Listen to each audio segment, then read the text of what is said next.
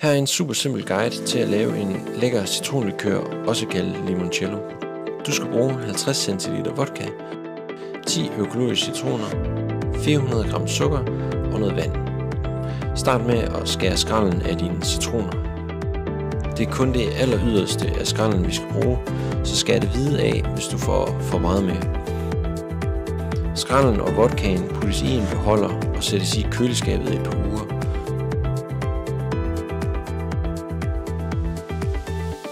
Husk at omryste den af og til, så du virkelig får smagen ud af skralden. Efter et par uger kan du lave sukkersirupen, som her er en 1-til-1, det vil sige 400 g sukker og 400 ml vand. Put det i en gryde og få det op at koge. Når det koger, bliver sukkeren opløst i vandet, og det skulle gerne se nogenlunde sådan her ud, når det er kølet ned igen.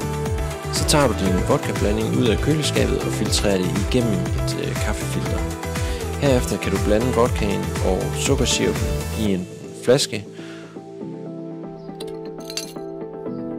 Og så er der jo egentlig kun tilbage at nyde den lækre likør og den gode sommer. Skål.